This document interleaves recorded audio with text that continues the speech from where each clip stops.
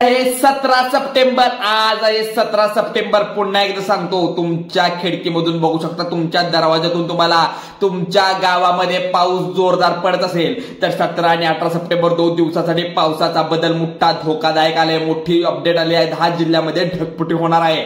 चला, पंजाब राव ढग यांच्या हवामान अंदाजानुसार आपल्याला आता ही माहिती समजली आहे. आज आहे बुधवार तर आणि उद्या आहे गुरुवार. 17 आणि 18 सप्टेंबर मोठा डेंजर दिवस आहे. तुमच्या घराबाहेर बघू शकता, तुमच्या महाराष्ट्रामध्ये आता मोठा महापूर आलेला आहे. बघा, ठराविक पश्चिम महाराष्ट्र असू दे, ठराविक विदर्भ असू दे आणि ठराविक कोकण किनारपट्टी असू दे, पुराचं वातावरण झालेलं आहे. या ठिकाणी आतापर्यंत पावसाळ्यामध्ये मोठा बदल झालेला आहे. 12 जिल्ह्याचा आतमध्ये सर्वाधिक हवामान खाते इथं बदललेलं आहे. 5 मिनिटापूर्वी जाहीर झालेले आहे मोठ्या हवामान अंदाजामध्ये अशी माहिती आपल्याला मिळालेली आहे. काही ठिकाणी ढगफुटीसारखा मोठा मुसळधार पाऊस पडत आहे, तर काही ठिकाणी राज्यामध्ये थोड्याच वेळामध्ये ढगफुटी होण्याचे अंदाज आपल्या इथे आलेला आहे. पूर परिस्थिती मोठ्या प्रमाणात आहे. हवामान खात्याकडून वर्तवण्यात आलेली माहितीनुसार 10 जिल्ह्यामध्ये विशेष सूचना जाहीर करण्यात आल्या. बुधवारी या गुरुवार 17 सप्टेंबर तर 18 सप्टेंबर आणि 19 सप्टेंबर इतिहासामध्ये नोंदवणारा असा पाऊस पडणार आहे. इतिहास नोंदवणारा इतका प्रचंड मोठा पाऊस, अतिवृष्टी, ढगफुटी होण्याची शक्यता वर्तवली आहे. 10 जिल्ह्यामध्ये मोठ्या प्रमाणात इथं पाऊस पडणार आहे. ढगफुटीचा मोठा इशारा दिलाय, परंतु आता सरकार याच्यावर काय निर्णय घेणार आहे पाहूया. 48 तास मोठा पाऊस आहे. बघा, इथं डेंजर झोन वेगळा आहे, येल्लो झोन वेगळा आहे आणि ग्रीन झोन वेगळा आहे. सांगता येत नाही. तुम्ही म्हणत होता पावसाळा आता संपलाय, खरं तर पावसाळा अजून संपलेला नाही. काळजी करून घ्या मित्रांनो व बहिणींनो, मातांनो, सर्वांनी आपली काळजी करून घ्यायची आहे, कारण 10 जिल्ह्यात मोठा मुसळधार पाऊस पडणार आहे. 17-18 सप्टेंबर हे 2 दिवस, आजच्या दिवसात सुद्धा मुसळधार पाऊस पडलाय. बघू शकता, 17ला म्हणजे आज झाला, 18ला म्हणजे उद्या सुद्धा हा पाऊस राहणार आहे आणि परवा 19ला पण राहणार आहे. कारण सूर्यदर्शन आपल्याला होणारच नाही 2 ते 3 दिवस, कारण की ढग एवढे मोठे आलेले आहेत. इतक्या जोरात पाऊस पडत आहे. घरातून बाहेर निघणं आवश्यक असेल तरच बाहेर पडा, अक्षरशः बाहेर पडू नका. अत्यंत महत्वाची गोष्ट आणण्यासाठीच बाहेर पडा, नाहीतर पडू नका. विजांचा कडकडाट, ढगांचे आवाज, मुसळधार पाऊस, 150-250 किलोमीटर वेगाचे वारे, तुमचे हाल खूप प्रमाणात होतील. 10 जिल्ह्यांचा समावेश आहे. तर ढगफुटी तर होणारच आहे. प्रत्येक शेतकऱ्याच्या मनामध्ये ढगफुटी म्हणजे काय असे प्रश्न निर्माण झाले असतील तर भयंकर धोका असण्याचं सांगण्यात येत आहे. मग आता ढगफुटी म्हणजे काय, तर कमी वेळामध्ये जास्त पाऊस पडून शेती पिकाचं नुकसान प्रचंड प्रमाणात होतं. नद्या तुडुंब भरतात, नद्यांना पुराचं स्वरूप येतं, गावामध्ये पाणी शिरतं, गावामध्ये घरामध्ये पाणी शिरल्यामुळे घराचं नुकसान, गावाचं नुकसान, तुमच्या पिकाचं नुकसान. पाण्याची पातळी वेगाने वाढते, त्यामुळे प्रचंड रस्त्यावर पाणी येतं. गुडघाभर मांड्या इतकं पाणी भरतं. त्यामुळे तुम्ही सावध राहा. कधी पाऊस पडेल सांगता येत नाही. बंगालच्या उपसागरातील हा कमी दाबाचा पट्टा अचानक निर्माण झाल्यामुळे संपूर्ण राज्याला आता थोड्याच वेळामध्ये झोडपून काढण्याचा भयंकर आता वाऱ्याचा वेग आहे. कारण की भयंकर इशाऱ्याचा 5 मिनिटापूर्वी हवामान खात्याने दिलाय.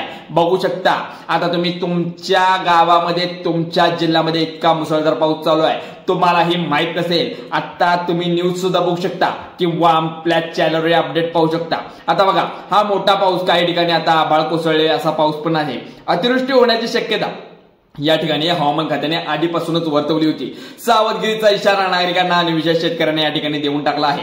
कारण आता तुम्हाला ज्या 10 जिल्ह्याची यादी सांगणार आहे, 10 जिल्ह्यामध्ये सर्वांनी आता घराबाहेर न पडण्याचं आवाहन हवामान खात्याकडून या ठिकाणी करण्यात आलंय. तुमच्या जर 10 जिल्ह्याची यादी इथे असेल तर तुम्ही पुढील काही तासामध्ये तुमच्यासाठी अत्यंत डेंजर स्वरूपाचा असणार आहे असं सांगितले. कारण 10 जिल्ह्याची डबल तीव्रता रेड अलर्ट हवामान खात्याकडून जाहीर करण्यात आले. बघा, हवामान खात्याकडून 10 जिल्ह्यांची यादी नेमकं काय सांगितलंय. ढगफुटी थोड्या वेळामध्ये होणार, भागानुसार, वेगवेगळ्या जिल्ह्यानुसार, पातळीनुसार होणार आहे.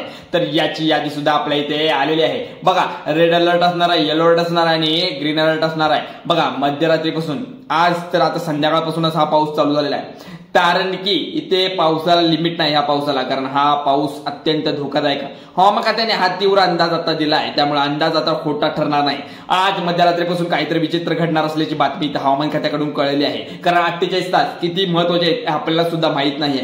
कारण 48 तासामध्ये इतका बुधवार गुरुवार 2 दिवस इतका मोठा संकट येणार आपल्या महाराष्ट्रावर सांगताही येत नाही. आता सगळ्यात महत्वाचं काही विचित्र अद्भुत काहीतरी घडतंय असं वाटत आहे, पण अद्भुत घडू नये इतकीच ईश्वरचरणी प्रार्थना, कारण की सर्वांचे जीव महत्वाचे असतात. देवा असे काही ढगपुटी होऊ देऊ नकोस रे बाबा.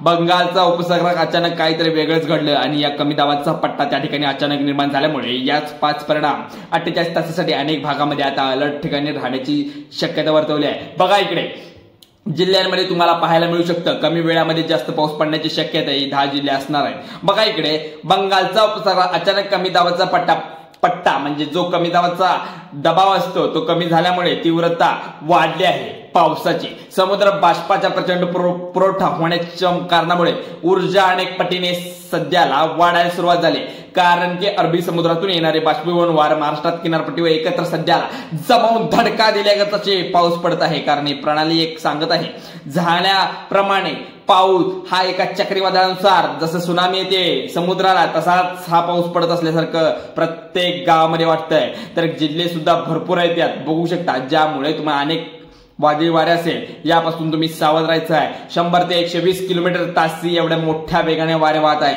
10 जिल्ह्यामध्ये हवामान मोठ्या प्रमाणात हे बदलत आहे, कारण की 48 तास इतके महत्वाचे आहे तेही कुणाला समजणार नाही.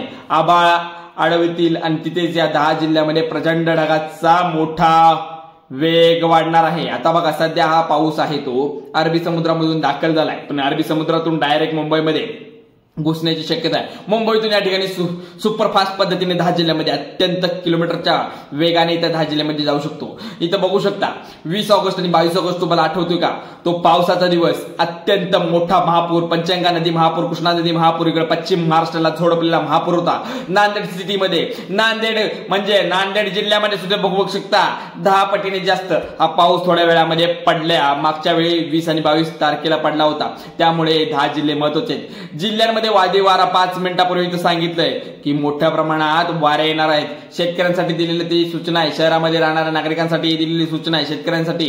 आणि सोयाबीन काढला असेल तरी तर पिके काढणार असेल तर त्यासाठी काळजी करायची आहे. बघा इकडे हवामान खात्याकडून असं सांगण्यात आलंय की आता वादळाचा तुम्हाला कशा प्रकारे सामना करायचा आहे, नेमकं काय करायचं आहे. तुम्हाला त्या ठिकाणी मोठं नुकसान होण्याची शक्यता वर्तवण्यात आली, पण प्रशासनाने जोरदार त्या ठिकाणी तयारी केली आहे. नागरिकांची स्वतःच्या सुरक्षेची जबाबदारी घ्यायला हवी.